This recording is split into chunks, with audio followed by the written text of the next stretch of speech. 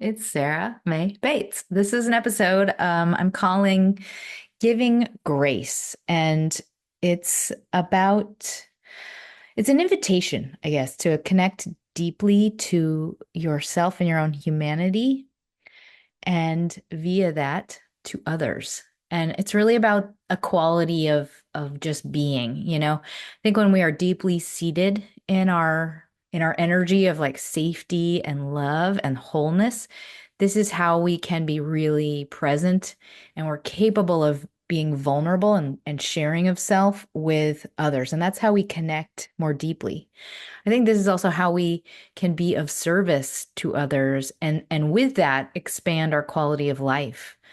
I think that is connection to others is really like the meat of life experience. It's what leaves a mark on your soul and like has an energetic resonance that really grows us and makes us feel like we've experienced something substantial. And I think in modern day life, we are kind of managing a lot of imbalances that are created by just adult functioning, all the stuff we have to do. I think we have to medicate in our own ways in order to have access to our humanity, meaning like just the boundless love that is our being. And also just to be able to get in touch with like that original self that was unfettered, spontaneous, creative, very present, very just engaged, excited.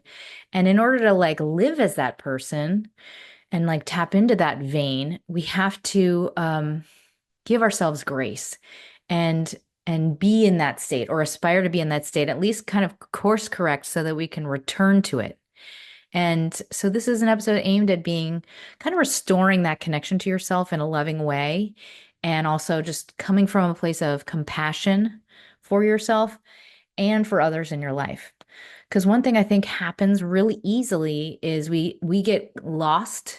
Our humanity in the way we refer to ourselves gets lost in the just rush of all the shit we have to do, of all the stuff that is like coming through our brain, that we're reading, that we're ingesting, that we have to like address for other people, for our work, for whatever it is. So I just wanted to ask you just to start. Are you being kind to yourself? Do you feel at home in yourself? And I think if the answer is maybe, kind of, I think one great path toward relief is just feeling like you did something that you are proud of. That is like an instant way to feel good inside. And I think you can feel pretty good if you move through the world in an intentional, compassionate way. So before I go to this episode, I want to invite you to make something in your day a connection to something you love. Not something that somebody else would love, but just something that you originally loved. I don't know what age it was. I don't know what era it was in your life, but do something today that resonates with you on a love level that's just specific to you. And with that, there are three parts. Actually, there are two parts to this episode. There is a what and a how, the tools. There are lots and lots of tools. Part one, the what. Um, Losing a sense of grace. I'll give you what I think is my definition of grace, but in general, I think life can be relentless for a lot of us, and especially if it's not boundaried correctly. So it can feel like you're getting pummeled or you're just wrung dry. You can start to feel kind of like, do I even like life? Do I like what I do? And that is in part because we are on a spiritual level unable to partake in the experience of our lives when we're just in the state of managing. And that's even worse if you are a person who is living through constant mental narration that involves self-judgment. So I would say this what is really based around tuning yourself to have grace for yourself and grace for others. And if you're confused by the word grace, I was very much confused by that word. In fact, I was like, I think I know what that word means, but I never really knew what it meant. I feel like all through college, people would throw it out and I'd be like, "What- I think I get what that is." But for me, what it means is this is going to be my weird, bizarre definition. Um, to be static in a state of reverie for self and in a state of love, or a gift of being held in alignment with what is still, restful, and holy, like being in a newborn baby kind of state. That's what how I feel about that word. The Oxford definition, one of them is courteous goodwill. Another definition from the interwebs, the freely given, unmerited favor and love of God. So, in this episode, I'm going to say grace for self is being connected to yourself and others in a loving, unconditional way. And just think about that as a concept. Like, what a healing presence that can be, just in how you relate to all the same things in your life. It can be the same life, but what changes is how we energetically relate and treat ourselves through it, like what we demand of ourselves and how we demand it. I think a lot of our humanity can get lost in how we participate in our own lives, like how we treat ourselves through it. So I'm just going to invite you to tune in again. Are you currently, would you say you refer to yourself as you move through life as more of an object or a machine? Or are you a person who treats yourself with like reverence, kindness, and allows for the space to have spontaneity, play, leisure, spaciousness of just open time that is not scheduled? And I'm not even just talking about time and schedules. I'm talking about just in like how we hierarchically dictate what our life should look like to ourselves. Like, what does that totem pole look like? Are you just like at the mercy of it? Is that kind of like the go-to position? Or are you is it happening for you? And I think that relationship we have to ourselves extends outward to everyone else in our lives. Like whether or not we are like, let's say, doing all the things for our kids, making sure they have all the things. Energetically, we are also communicating something with how we feel in just our own being. I think depth of energy is something that is suffering for a lot of people right now. And I think a lot of people crave connection on a deeper level. And if they are not the religious type, it's like there are very few arenas to get that sense of depth, to be moved, to be seen on a deep and spiritual level. And by that, I mean like on a heart level. And by that, I mean a human to human, soul to soul, unprotected, vulnerable, truthful level. There are not a whole lot of places where that can occur in ways that are healthy and healing. So if you don't attend church or concerts every day or weddings every day or have babies born in your presence every day, there are not a lot of instances when your heart can crack open and that juicy core of self can be revealed and moved and touched. So another really bizarre question I want to ask you, has your heart cracked open yet? By that, I mean like, can you tap into that current of pure love very easily in yourself? Or do you have like thick layers blocking it? Something weird happened to me when I had my second child.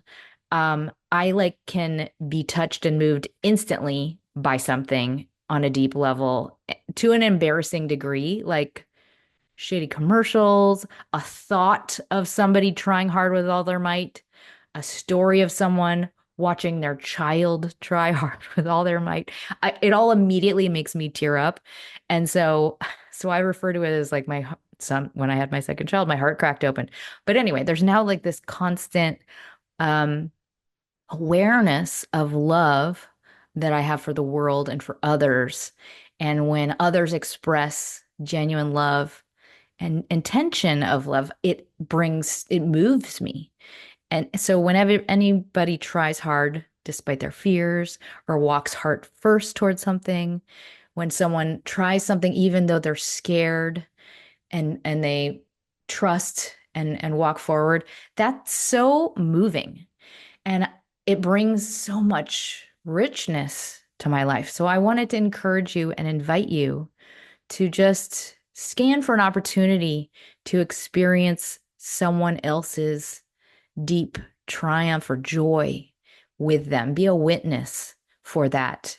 And just see if an invitation presents itself. I think as soon as we have an intention of inviting something into our lives, it's like opportunities arise in a very unusual way.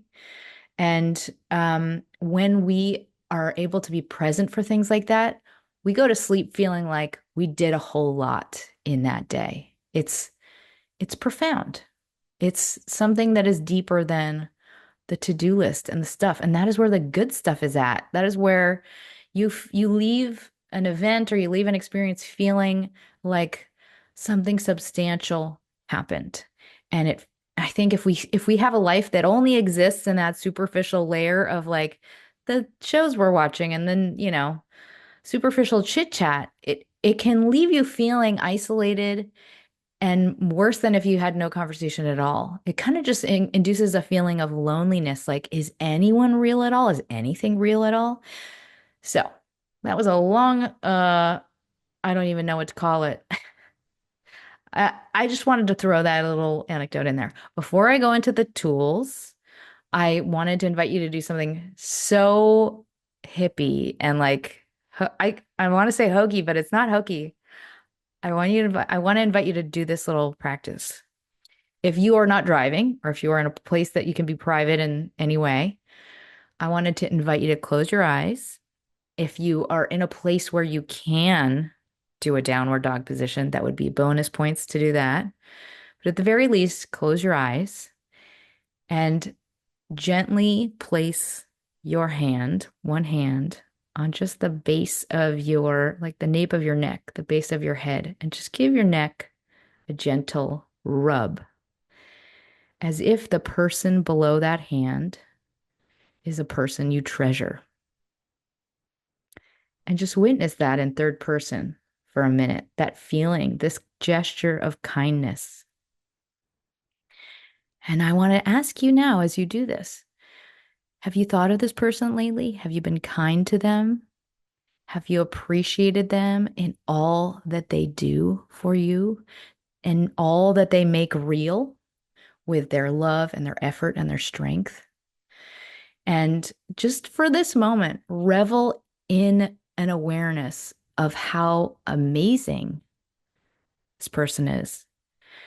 And don't forget them as you move through this life. This is like your friend. This light, this being you travel with through so many hard things and so many new things and so many scary things. They are doing it all and they're doing it well. Life is so hard and you're doing it so well. So just appreciate what a beautiful treasure you are and just see that value as you move through your day. Consider this person today. What do they delight in their original vitality, in their freest state of mind? And just bring a little bit more of this into your day today and each day, hopefully a little bit more every day at a time. So, with that, here are some tools for delighting in the treasure of your humanity and yourself. Before that, a brief word from our sponsors. Okay, the tools. The first tool, so touchy-feely. It's such a helpful tool, though, and it's like bonkers how well it works. Trust me. I know that sounds weird, but it really fucking works. It's called Make Room in Your Heart.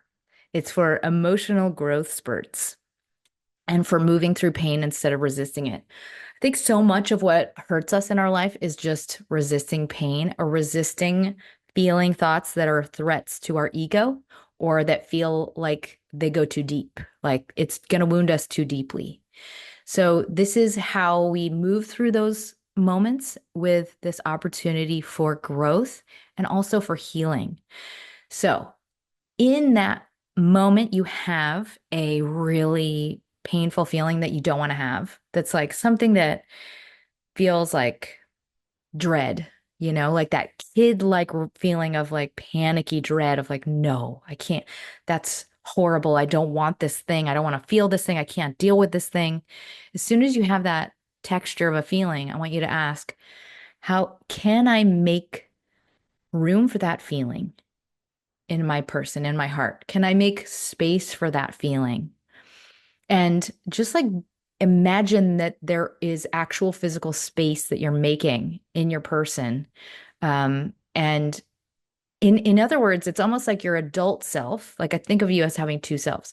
Your adult self, ego, is holding your like emotional child self and allowing them just to feel that thing. Can that just exist? Can that feeling just exist and be true? Is it okay for that to be true? What happens if I walk toward that hurt? What's there? And when you experience it as like two people, the little kid feeling, that raw, vulnerable feeling will be like a pretty potent but basic, very young, primitive feeling of like deep sadness. Maybe it's anger. Maybe it's a feeling of rejection and powerlessness.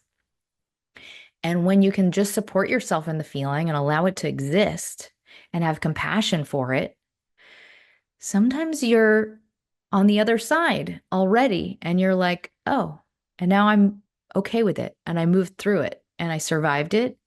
And yes, I can live through that feeling. I can survive this feeling. It's like a weird thing happens in just that little few steps of processing. We teach ourselves on like a spiritual, emotional level that we are growing beyond that thing. It's like we're no longer at the mercy of it. Via the act of deliberately supporting ourselves in third person through a very vulnerable pain, we actually shed this old need fear-based resistance to something. It's like we teach ourselves how to grow up through these things and we heal. It's just through the deliberate nature of moving through it that we are able to move past it. It's nuts. All right, next tool, greeting the wounders. Just trying to create a word that would just like last in your memory. Anyway, that's my brilliant innovation. So the wounders, what would that mean? I just want you to think in yourself about all of the most primitive and like the ugliest parts of yourself that you don't like, that you feel like are the pettiest, most, immature facets of you.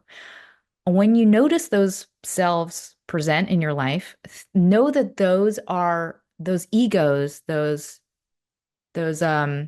self-defense mechanisms where we prop ourselves up and we act, we lie, we portray, you know, I'm I'm putting on an act because I'm trying to make myself feel stronger than I do.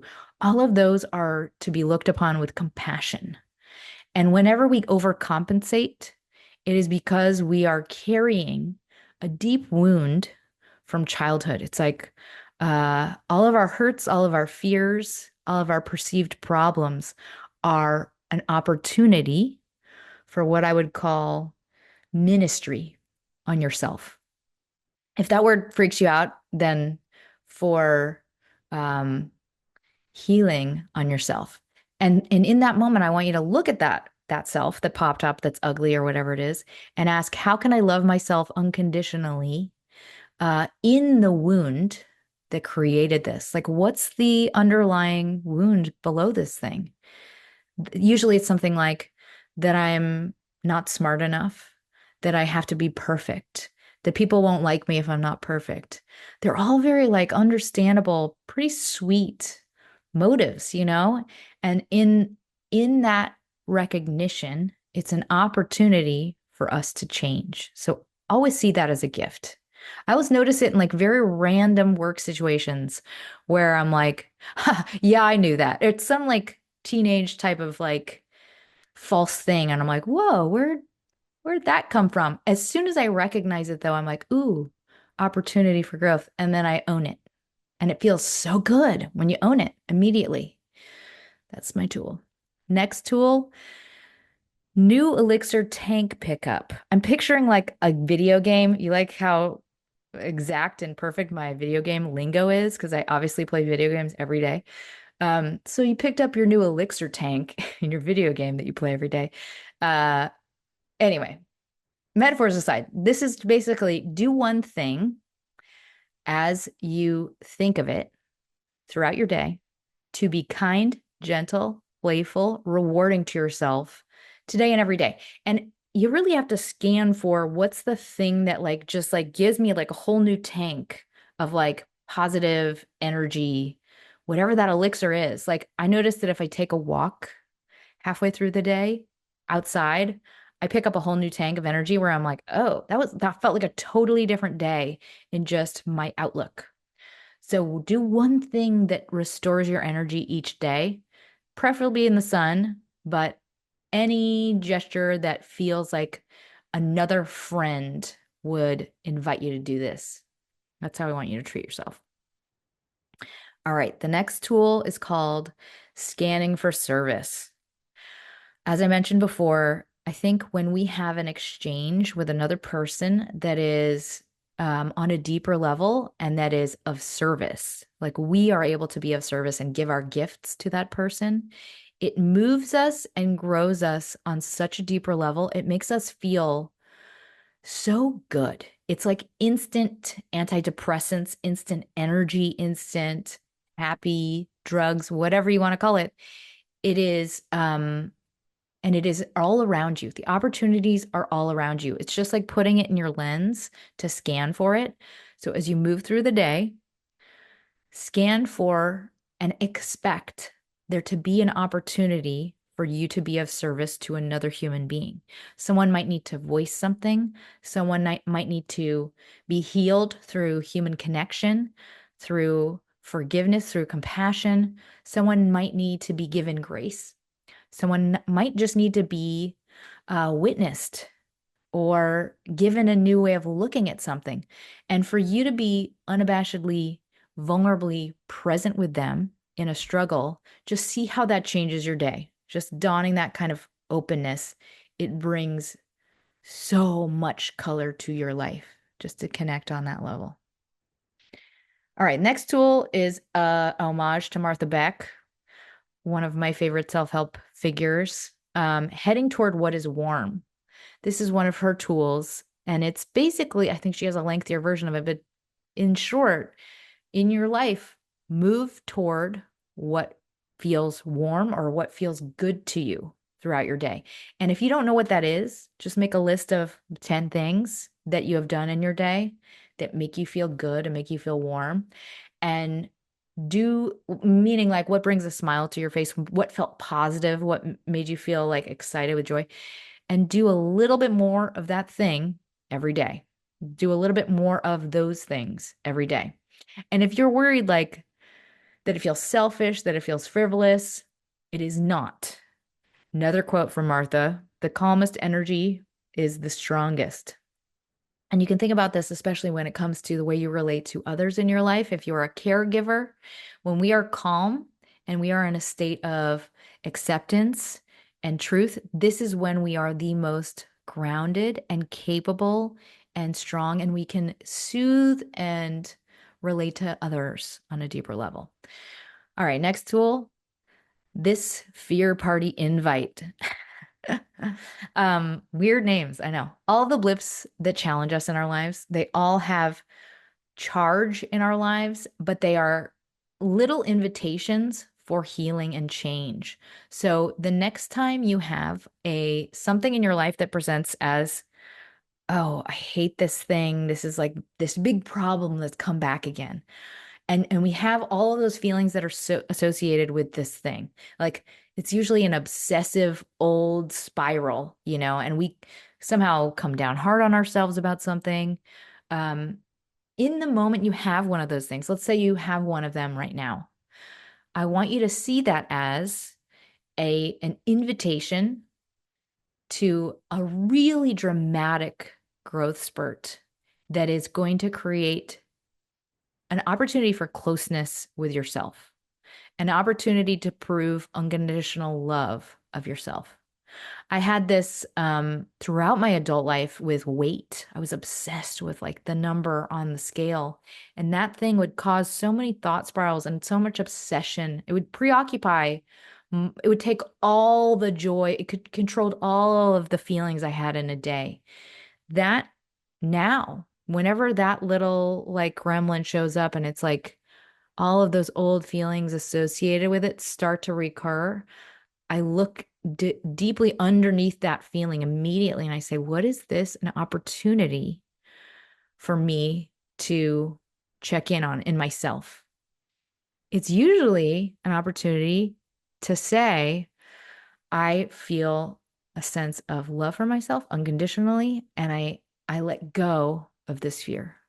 And really just like in your body, practicing a feeling of love, acceptance, trust, embodying it, and like working in that feeling, just living in that feeling teaches yourself to be safe, teaches your body to feel at home and safe. It's like we're training ourselves little by little out of old triggers, out of old rumination games, like obsessive games that we play as a means to feel we have a job, we have a fixation, we have something that we're controlling in our lives. That's all it really is a need to feel like we're in control of scared feelings.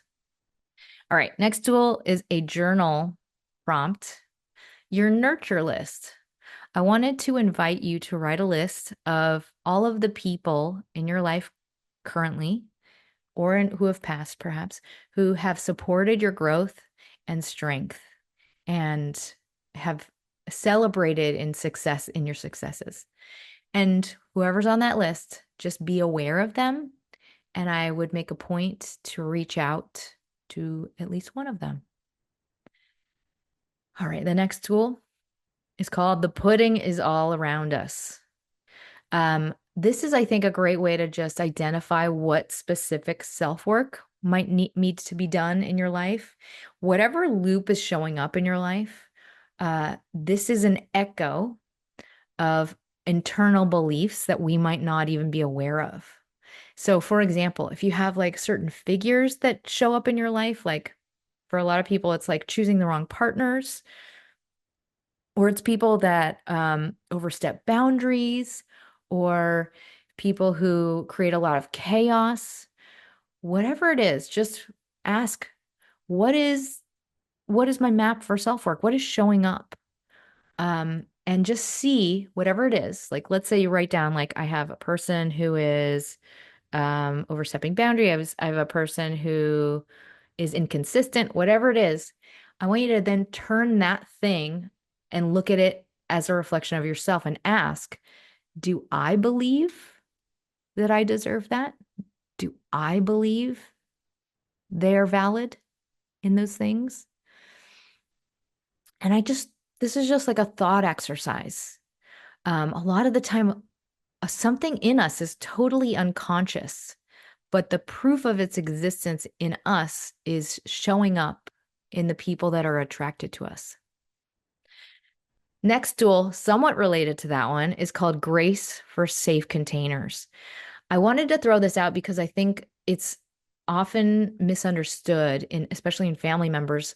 When people you love are working on themselves, when they are going through therapy or they're processing old stuff, what will have to happen is they need to create a safe container in their life in order to feel like they can move through this hard stuff. And by safe container, I mean they might become very rigid and very black and white and very controlling and very like, I need these things, otherwise I can't deal. And I'm just talking specifically for people who are doing a lot of really hard work on themselves. So if you are noticing that a person in your life who's doing a lot of work on themselves is being very intense in certain areas or getting very overly sensitive about certain things and saying like, you can't say this thing, or I need you to not do this, just have grace for them and give them space for that and know that it's not forever. I think when you're the person that's the healthier one and you're on the receiving end of that thing, what can break that pattern of wounding, of like, you're hurting me by having these expectations of me. What breaks that loop is just acceptance of where they're at and unconditional love, just not taking it personally. Just let them be where they're at. Don't take it on and just don't take it personally.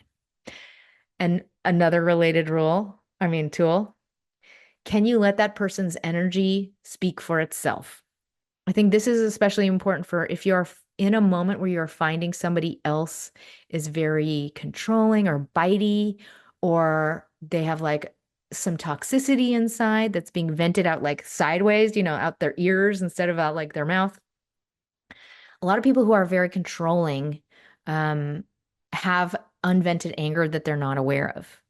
And it could come out in the form of like overly correcting, self-protection. You know what I mean?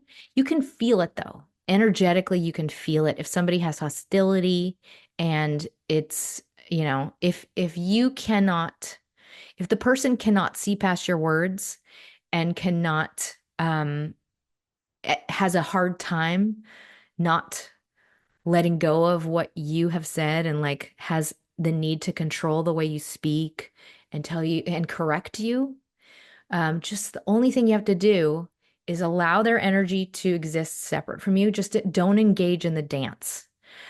Anger is always looking for a place to land. It's always looking to like pull someone in into a logic dance. It's looking for validation, a way to vent itself. And so if you do not engage, just let that stinky object speak for itself. Let it sit there like an uncooked fish on a plate because it becomes its own external object the more it is kept isolated. Like if you ignore the sender, if you just let it stay outside of you, if you stay high above it and do not engage, you don't let it land, then that is that is how that person can become aware of that factor. It becomes theirs to feel into. And that can allow them to make a turn. That's like one of the few instances where someone can actually make a turn and say, like, I'm sorry, I didn't sleep well. I'm pretty cranky today. So it's so it's so hard to not engage oftentimes with people who are just giving you a reason to feel defensive or wounded or like want to defend yourself. But if you can see that they are in an energy and you can see that they're suffering or there's something that they're not aware of, just keep it isolated from your energy and don't engage. Just don't engage. Um, okay, next tool for your own goods. This is like if you are this is as you move through your life and if you are looking at experiences in the moment and you're saying, I really don't like doing this thing. This is really exhausting. It's taking up so much time. And like I don't like, for example, there are so many things that people don't enjoy, like practicing piano. It doesn't feel good in the moment to do that thing, but you would love to play the piano fluently. So there are so many things like that in life. And I just want you to become aware if there is something you're resisting doing in your life because you're thinking of something that will, in the moment, not be enjoyable. I want you to step back and look at your entire life from the highest vantage point, from the holistic, long term vantage point, and from the greater goals of self vantage point, ask, do I truly and deeply want the sum of that experience in my life? Because we do want growth. We do want depth. We do want change and we want vastness and we want color. When you choose things from that different vantage point, the decisions change. I recently had a conversation with somebody about not wanting kids because they didn't want to have to wake up and deal with the messiness and the hours of the feeding and I thought that is such a tiny fraction of what that experience is. You can't make decisions based on that thing. And I may have told this person all of those things. But anyway, you get my point. All right. And the very last tool, the I feel bads. This is one of those things that haunts all of us perfectionists, ex-perfectionists out there. It is an obsessive thought pattern. I feel bad. I feel bad. It's kind of like masturbation. If you think about what you're really doing is you're selfishly practicing self-flagellation of sorts. But in the moment you're doing it, it feels completely warranted. The next time it happens for you, when you have that narrative, you're fixating on something you did wrong.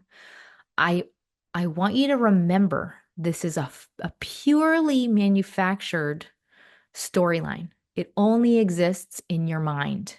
The object, the entity, the interaction that you are portraying in your brain is a result of like really old controlling habits, controlling feelings of vulnerability, fear, low self-worth, whatever it is. But the actual thing we are imagining does not exist in truth.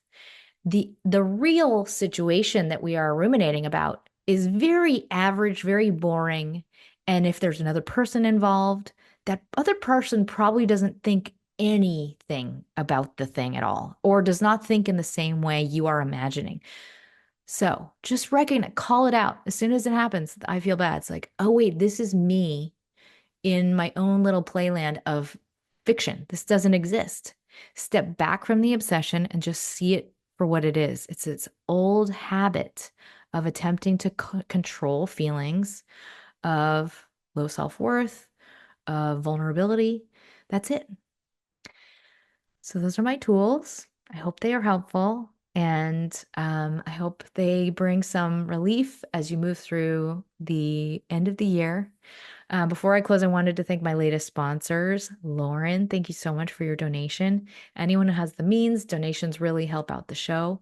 If you don't have the means, totally get it. If you could just share this with someone that you think it could help, that helps me as well.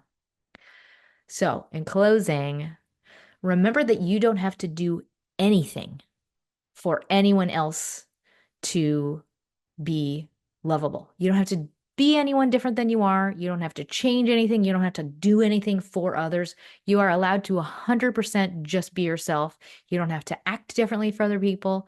And that's just a fact. That just is a fact. And what a gift.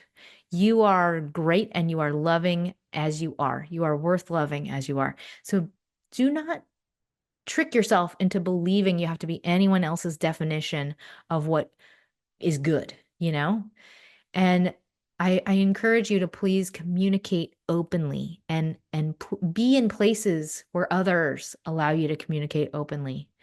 I think that like communication is so vital to our ability to be close to others and for us to move society forward collectively. And if we don't share ourselves and we don't communicate openly, we feel unseen, we feel lonely, we feel isolated, we don't feel human. We need all of it. We need all of the off color, everything. We need to express our ideas. We need to discuss our ideas. We need to have space to argue our ideas. I am very anti-eggshell in the space of just connecting to other human beings. And I feel that we need to have a sense of community and know that we are all messy. We can be messy. We should be messy. And that is, that is who we are. We're humans. I send you my love and don't forget to smile.